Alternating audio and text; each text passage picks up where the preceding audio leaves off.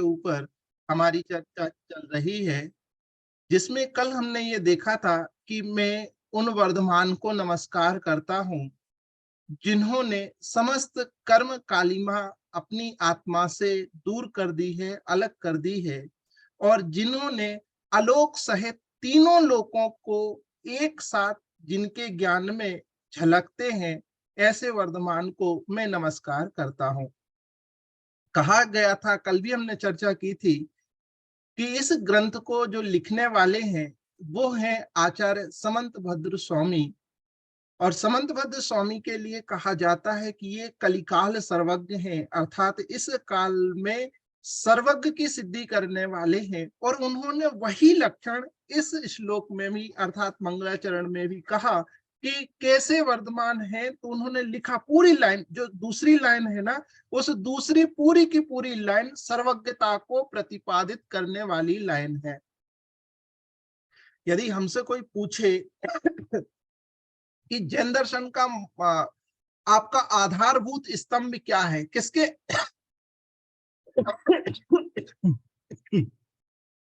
किसके आधार पर जैन दर्शन टिका हुआ है, तो हम कह सकते हैं कि वीतरागता और सर्वज्ञता के आधार पर जिन शासन टिका हुआ है। यदि सर्वज्ञता को जिन शासन से हटा दिया जाए तो हम कुछ बचेंगे ही नहीं, हमारा अस्तित्व ही कुछ नहीं होगा। क्योंकि हमारे जो चारों के चारों अनुयोग हैं, प्रथमानुयोग, करुणानुयोग, चरणानुयोग और द्रव्यानुयोग, ये चारों के चारों जो अनुयोग हैं वो केवल ज्ञान के आधार से ही सिद्ध होते हैं। अब कल्पना करके देखिए, यदि ये कहा जाए कि अरहंत परमात्मा पानी की एक बूंद में 36,450 जीव होते हैं, आप कहोगे प्रूफ करके बताइए कैसे होते हैं। आलू जो है ये स्थावर जीवों का पिंड है, पिंड पूरे के पूरे वो स्थावर जीवों का ही शरीर है। आप कहोगे please give me the proof, आप प्रूफ दो। हम कहेंगे सुनो भाई, मैं और आप इन्हें अपनी नग्न आंखों से तो नहीं देख सकते हैं, लेकिन सर्वज्ञ परमात्मा ने ऐसा ही कहा है। सुमेरु होते हैं, नंदीश्वर द्वीप है, ये सारी की सारी बातें किस पर टिकी हुई हैं, क्या आधार है इनका? इसका मतलब पूरा का पूरा करुणानियोग हमारी सर्वज्ञ के आधार से टिका हुआ है। आपसे कहा जाए ना, प्रथमानुयोग में जो कथाएं हैं, आदिनाथ जो थे उनकी 84 लाख पूर्व की आयु थी। आप मजाक कर रहे हो? ऐसा भी हो सकता है 84 लाख पूर्व? इतना लंबा चौड़ा किसी का काल होता है? भरत हुए हैं, बाहुबली हुए, बाहुबली ने 1000 वर्ष तक तपस्या किया। आपको क्या, आप गप्प मार रहे हो? एक एक तथ्य, एक एक बात, एक एक विचार यदि प्रमाणित किया जाता है तो कहते हैं ऐसा सर्वज्ञ भगवान ने कहा है, इसलिए वो प्रमाण है, इसीलिए उसकी प्रामाणिकता है। तो इन्होंने लिखा है, अब देखिए, त्रिलोकानाम अर्थात तीनों लोकों को यद विद्या दर्पणाए थे, जिनके ज्ञान रूप दर्पण में झलकते हैं। साथ में लिखा सलोकानाम अर्थात आलोक भी जिनके ज्ञान में झलकता है। ठीक है, ये अर्थ हमने कर लिया था। कल हमने कुछ चीजें आपको विशेष बताई थी कि कलिल जो लिया है इसके दो अर्थ हैं। अरहंत की अपेक्षा से दो कौन कौन से पॉइंट आएंगे कलिल में?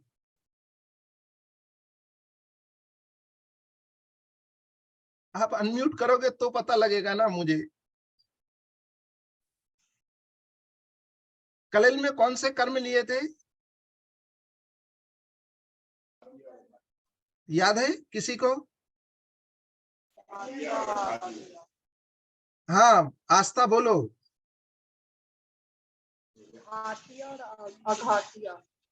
घातिया और अघातिया, ये तो कर्म के घातिया के हैं। दो थे, एक थे द्रव कर्म और दूसरे थे भाव कर्म। ठीक है, क्लियर हुआ आस्था? एक द्रव कर्म, दूसरे भाव कर्म। और जो सिद्ध भगवान होते हैं उनके तीन कर्मों का अभाव होता है, तीन प्रकार के कर्मों का। उसमें कौन कौन से थे? द्रव कर्म, भाव कर्म और नौकर। बहुत बढ़िया। श्री का हमने अर्थ देखा था, श्री के कौन से दो अर्थ हैं? श्री के कौन से दो अर्थ हैं?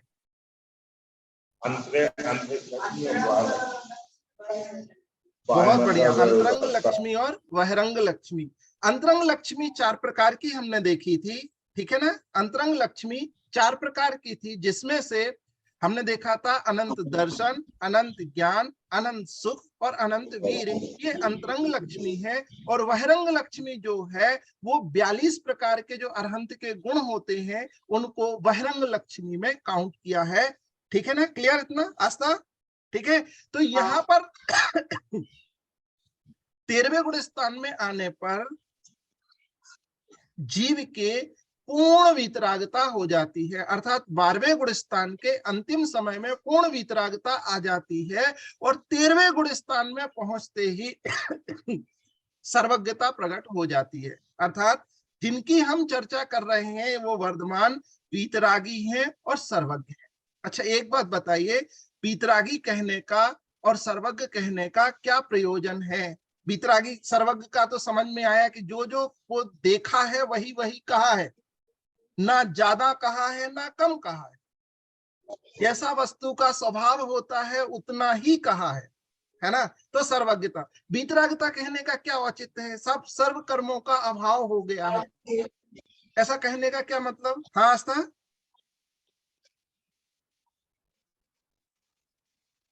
आस्था कुछ बोल रही है? क्योंकि उन्हें किसी से राग, क्योंकि उन्हें ना किसी से राग है ना द्वेष है।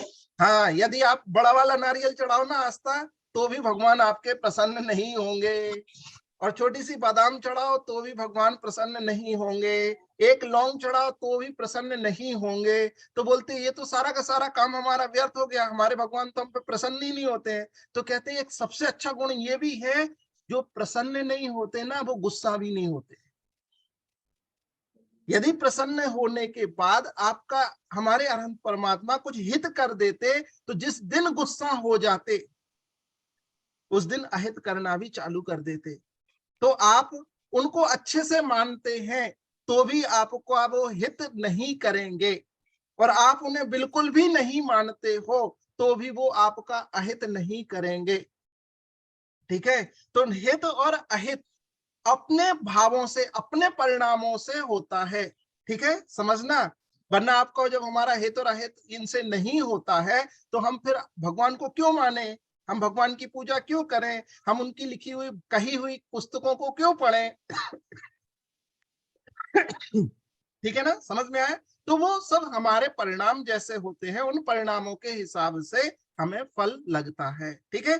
तो ये हमने देखा। तो वितरागता होने के कारण से हमारा भगवान के प्रति जितना भी डर है वो खत्म हो जाता है, और सर्वज्ञता कहने से ये हो जाता है कि जो भी ये कहेंगे वो प्रत्यक्ष है, ये प्रमाणित है, ये सही है, अन्यथा नहीं है। क्यों नहीं अन्यथा? क्योंकि उन्होंने देखा है, उनके ज्ञान में झलका है, और जिनके ज्ञान में झलका है वो अन्यथा प्रतिपादन नहीं करते, क्योंकि राग देश नहीं है ना। तो ये वीतरागता और सर्वज्ञता इस श्लोक में कही। इसके साथ ही जो हम देख रहे हैं, दोनों प्रकार की लक्ष्मी हमने चर्चा कर ली थी। इसी के साथ अरहंत के जो 46 गुण होते हैं उसमें से 10 गुण पर हमने चर्चा की थी, जिसमें से पहला जो गुण है वो है अत्यंत सुंदर रूप का होना, दूसरे नंबर का है सुगंधित शरीर का होना, तीसरे नंबर का गुण है शरीर में पसीना का ना आना, चौथे नंबर का गुण है मलमूत्र से रहित शरीर का होना, पांचवें नंबर का गुण है कि मधुर वाणी का होना, छठवें नंबर का गुण है अतुल्य बल का होना, इतना बल जिसकी कोई कल्पना नहीं की जा सकती है। सातवें नंबर का गुण था सफेद खून का होना।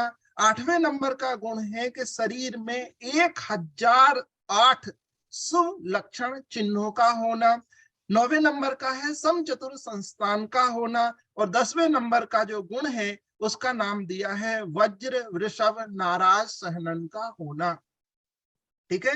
ये 10 हमने जो गुण थे अरहंत के, ये जन्म के अतिशय के रूप में जाने जाते हैं। अब इसके बाद जो 10 गुण है वो है केवल ज्ञान के जैसे ही अरहंत परमात्मा बनते हैं, जैसे ही 13वें गुणस्थान में अरहंत होते हैं, 13वें गुणस्थान में जाते हैं, जाने के बाद ये 10 गुण केवल ज्ञानी के प्रकट होते हैं। ये केवल ज्ञानी 3 कल्याणक वाले हों तो भी होंगे, है ना, पंच कल्याणक वाले हों तो भी होंगे, सामान्य केवली हैं तो भी होंगे, लेकिन मूक मूक केवली हैं तो मूक केवली बोलते नहीं है, तो जो बोलने के संबंध में गुण होते हैं वो उनके नहीं होंगे। ठीक है, बाकी के उपसर्ग केवली होते हैं, उन्हें जैसे ही केवल ज्ञान होता है और या उपसर्ग धरा का स्पर्श करने के एक अंतर मुहूर्त पहले ही वो वहां से देह का त्याग करके मोक्ष चले जाते हैं, है ना। तो उनके यहाँ ये केवल ज्ञान के अतिशय प्रत्यक्ष देखे नहीं जाते हैं, है ना। चलो अब देखते हैं कि यदि केवल ज्ञान है तो समोशरण की रचना हुई। समोशरण की रचना हुई तो क्या क्या चीजें अरहंत के देखी जाएंगी। तो सबसे पहला है जो स्वयोजन भूमि है, माने ये हम यहाँ पे सेंटर रखें और इसके जो वृत्ताकार 100 योजन की जगह है, उस 100 योजन में अर्थात 320 किलोमीटर के स्थान में सुभिक्ष फैल जाता है।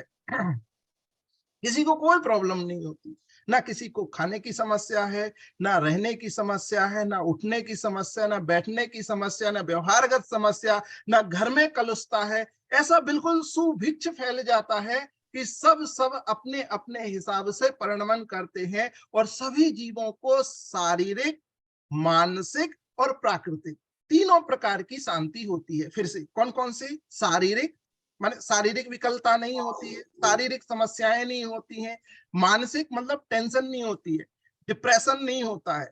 ठीक है, तो शारीरिक, मानसिक और प्रकृतिजन्य।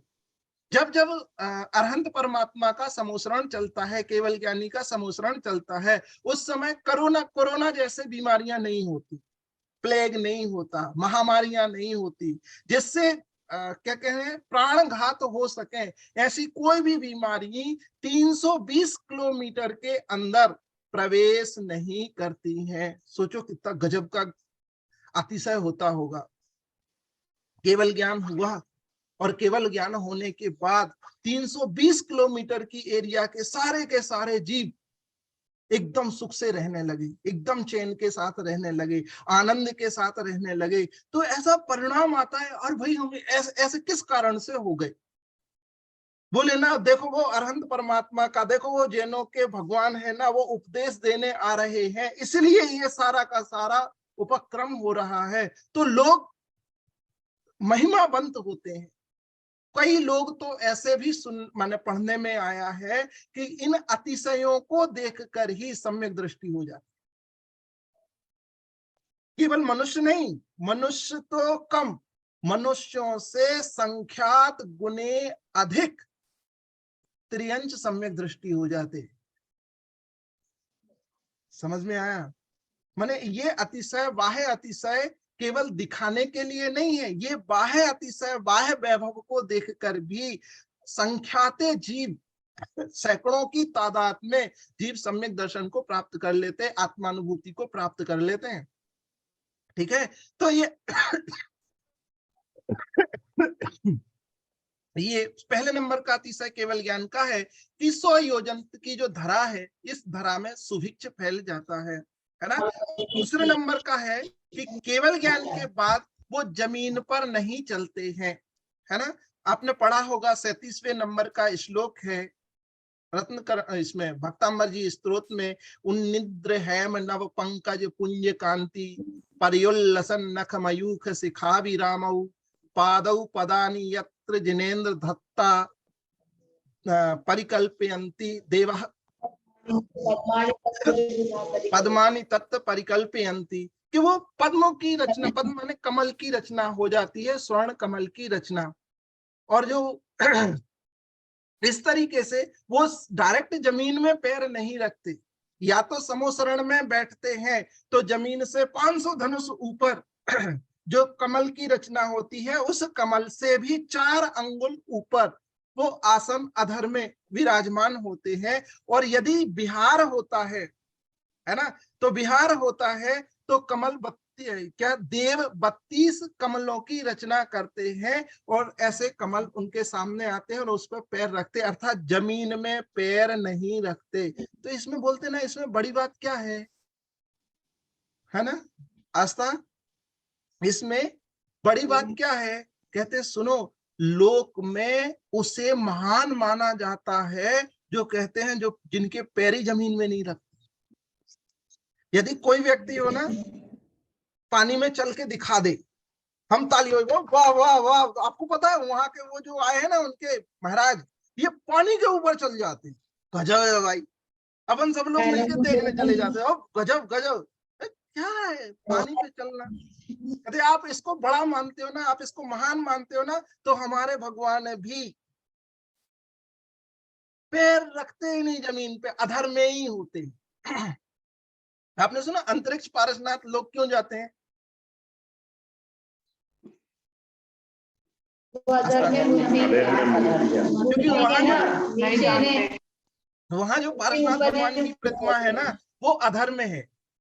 वहां लिखा हुआ है कि ये जो प्रतिमा विराजमान है ये अधर में है। तो भी जितने लोग गए हैं सबने प्रैक्टिकल करके देखा, एक छन्ना लेते हैं, पानी का छन्ना, कपड़ा लेते हैं और उस मूर्ति के नीचे ऐसे ऐसे करके निकालते हैं, हाँ देखो अधर में है। आपको पता है कितना बड़ा आश्चर्य, प्रतिमा अधर में है।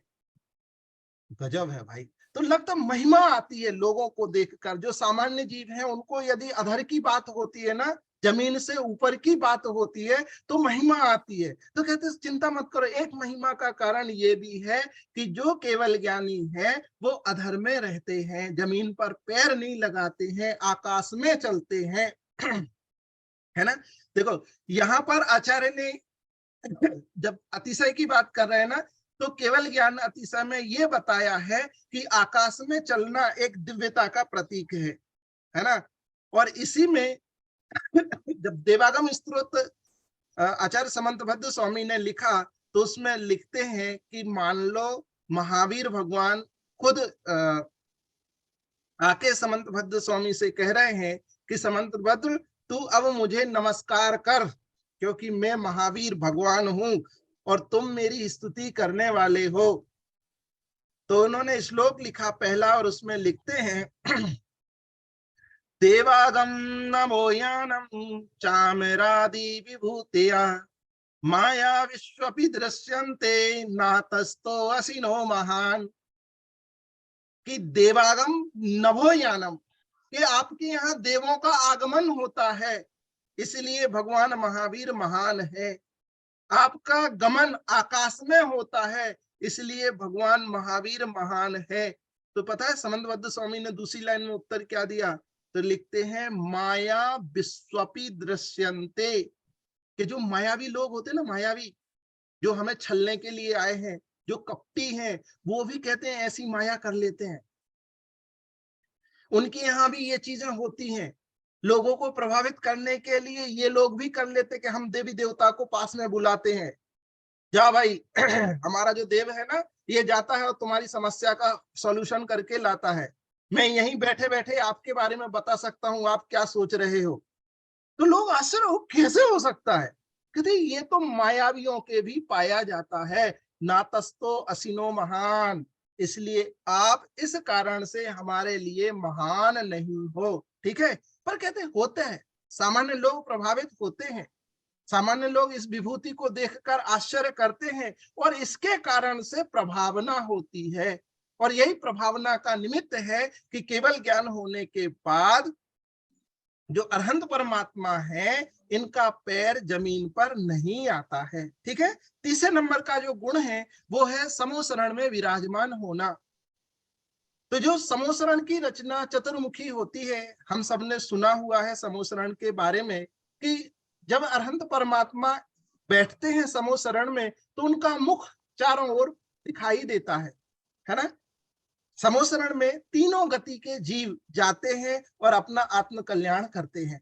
जितने संगी जीव हैं नरक को छोड़ करके देवगति के जीव आते हैं, मनुष्य गति के जीव आते हैं आस्था, और त्रियंच गति के जीव आते हैं। ठीक है, हाथी, घोड़ा, कुत्ता, बिल्ली, पैरट, तोता, मैना, जिनके पास मन है वे सारे के सारे त्रियंची आते हैं, मनुष्य आते हैं और देव आते हैं, और इनको अपनी अपनी भाषा में सब कुछ सुनाई देता है। ठीक है, जैसे कोई जर्मन का व्यक्ति आए तो उसको जर्मनी में सुनाई देगा उसी समय, और जो कर्नाटक का आएगा उसे कन्नड़ में सुनाई देगा उसी समय, जस्ट मोमेंट पर। और हम सब हिंदी भाषी होंगे तो हमें हिंदी में सुनाई देगा, और हम सब बुंदेलखंडी हैं, है ना, तो हमें बुंदेलखंडी में सुनाई देगा कि भाई कार्य कैसे हो तुम लोग सब, है। तो ये सारी की सारी जो बातें हैं, माने ये विशेषता है कि आपको जिस भाषा में सुनाई देता है, आप जिस भाषा को समझने की योग्यता रखते हैं, वो सारी की सारी व्यवस्था समूसरण में होती है। सीढ़ियां होती हैं चढ़ने के लिए, जितने आप कितनी भी सीढ़ी चढ़ गए हो, कहते हैं यदि एक अंतर मुहूर्त भव्य है तो एक अंतर मुहूर्त से अधिक नहीं लगता है सारी की सारी सीढ़ियां चढ़ने में। ठीक है, तो ये विशेषता है समूसरण की। तो कैसे समूसरण भी उनके पास होता है, और उस समूसरण में चारों तरफ मुख दिखाई देता है। चौथे नंबर की विशेषता है किसी भी जीव की हिंसा नहीं होती। जब हमने देखा है ना, हम कोई भी कार्यक्रम करते हैं, ये हमारी परवस्था है कि हम कोई भी कार्यक्रम करते हैं, उस कार्यक्रम में ये नहीं कह सकते कि कोई चींटी ना मरती हो। गारंटी दे सकते हैं? यदि हम ना नगर की सफाई करने के लिए पानी डालें तो एक बूंद में 36,450 जीव होते हैं। आप गारंटी दे सकते हैं कि कोई जीव की हानि नहीं होगी, कोई चींटी नहीं मरेगी, आपके कारण से कोई भी गाय बैल भैंस को समस्या नहीं होगी। हम अपना वो बल्लियां बांध देते ना तो बहुत सारी समस्याएं होने लगती हैं। कहते हैं जब समूसरण की रचना होती, केवल ज्ञान होता है, तो कहते हैं किसी भी जीव को किसी भी प्रकार से कोई भी समस्या नहीं होती, ना शारीरिक होती ना मानसिक। अतिशय है। ठीक है, 5th नंबर पे लिखा है इनके ऊपर कोई भी उपसर्ग नहीं होता है, कोई भी किसी भी प्रकार का उपसर्ग नहीं होता है। जैनों का एक और संप्रदाय है, जो संप्रदाय ऐसा मानता है कि केवल ज्ञानी को भी भूख लगती है। वो ये मानते हैं कि केवल ज्ञान होने के बाद महावीर भगवान को लूज मोशन हो गए, और वैद्य ने आके उन्हें उपचार कराया, दवाई दी, और दवाई खाने के बाद उनके लूज मोशन सही हुए। ये कहते हैं ये सारी की सारी कपोल कल्पित कल्पनाएं हैं।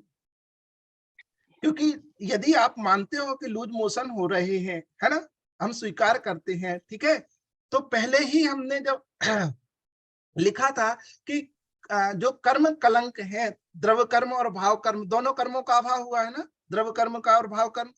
तो जो लूज मोशन है ये किस कर्म के उदय से होगा?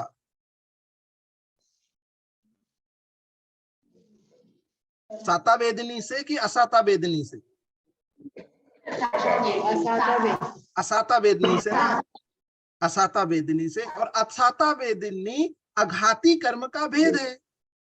जो अघातिया कर्म है ना, उस अघातिया कर्म का भेद है। और जो अघातिया कर्म है वे सारे के सारे अघातिया कर्म यहां ही खत्म हो रहे हैं, है ना। तो जब कर्म ही खत्म होते हैं, शरीर तो है, नौकर्म की संरचना जो है ना वो शरीर तो है, लेकिन जितनी भी अप्रशस्त प्रकृतियां हैं वे सारी की सारी अप्रशस्त प्रकृतियों का अभाव हो जाने के कारण से उनके ये सारी की सारी जो बीमारियां हैं ये बीमारियां होना संभव नहीं है ना। फिर भी कुछ लोग मानते हैं, इसीलिए एक नया ही धर्म है, एक नया ही संप्रदाय उसको कहते हैं, ठीक है ना। तो किसी भी प्रकार का उपसर्ग उनके ऊपर नहीं होता, ना मधुमक्खियों का कभी उपसर्ग होता, ना कुत्तों का उपसर्ग होता है, ना किसी का भी उपसर्ग होने की संभावना है ही नहीं, क्योंकि सुभिक्ष है। जब सब लोग अन्य लोग उनके कारण से बीमारी रहित हैं और कहते महावीर भगवान को खुद ही लूज मोशन हो जाए, तो ये कैसे संभव है? ठीक है, इसके बाद 8वें नंबर का जो गुण है वो कहते हैं ये कवलाहार करते हैं। श्वेतांबर मत वाले जो लोग हैं उनके यहाँ ऐसा माना जाता है कि अरहंत परमात्मा के भी भूख प्यास आदि की समस्या होती है ना। अभी जब तत्वासूत पढ़ते हैं तो उसमें लिखा एकादश जिने के जो जिनेन्द्र हैं इनके भी एकादश अर्थात 11 परिसय हो सकते हैं, ठीक है। पर वास्तव में देखा जाए तो ये कारण के होने से कार्य का उपचार किया गया है। फिर से बोलता हूं, दीप्ति दीप्ति जैन लिखा हुआ है, क्या नाम है आपका? हमारे 3 वीडियो चालू हैं, आस्था से ऊपर वाला वीडियो, नाम मैं भूल रहा हूँ। हाँ, ज्योति, वो दीप्ति भाभी, दीप्ति भाभी है ना। आप लोगों को नींद आ रही है? एक दीप्ति भाभी है, एक ज्योति भाभी है, 2 जन है। हाँ जी, दीप्ति भाभी और ज्योति भाभी, दीप्ति भाभी और ज्योति भाभी, नींद आने लगी आपको? चलिए, हाँ, बहुत धन्यवाद उसके लिए, अच्छा लग रहा है। आपके बाजू वाली जो है ना उनको नींद आ रही है। हाँ हाँ हाँ हाँ हाँ जागृत रहो, जागृत, सुनो ध्यान से। कोई बात नहीं, ये भी कर्म का ही उदय है ना। हमारे अघातिया जो कर्म है ना ये हमें छोड़ते नहीं है, ये भी आके ना उधम करते रहते हैं। पर ये जो समस्या है ना ये सर्वज्ञ भगवान को नहीं होती, ये अरहंत भगवान को नहीं होती कि बैठे बैठे नींद आने लगे, है ना। चलो आगे चलते हैं। तो ये लिखा है ना कि इन्हें भूख प्यास सब लगनी बंद हो जाती है। मतलब ये जो काम है ये असाता वेदनी कर्मी की उदीरणा से होता है, और उनका सारा का सारा असाता कर्मी की जो उदीरणा है ये शांत हो जाती है अथवा साता रूप कर्म में परिणमित हो जाती है। तो साता का उदय भी रहे, क्योंकि शरीर है तो शरीर की स्थिति कारण है, तो उस कारण का कार्य होने का उपचार होने के मध्य ये कहा जाता है, पर वास्तव में ऐसा संभव नहीं है, ठीक है। तो कहते कवलाहार होता है, मतलब कवलाहार समझ में आया आस्था? कवलाहार जैसे अपन करते हैं ना, आहार उठाते हैं, चबाते हैं, है ना। कवल माने निवाला बना बना के आहार। तो कहते हैं अरहंत भगवान के ऐसे आहार नहीं होता है। तो शरीर है तो होगा ना, कैसे टिकेगा शरीर? कोई बालक ऐसा आता है करुणा नियोग में कि कोई बालक 8 वर्ष और 1 अंतर मुहूर्त का होता है और वो दीक्षा ले ले, सम्यक दर्शन प्राप्त करे, एक ही अंतर मुहूर्त में केवल ज्ञान प्राप्त कर ले। और आयु कितनी है? तो कहते हैं 1 कोटि पूर्व की, 1 करोड़ गुणित गए 1 करोड़, है ना। इसको बोलते हैं 1 कोटि पूरब, और 1 पूरब में 56 लाख करोड़ वर्ष हैं, है ना।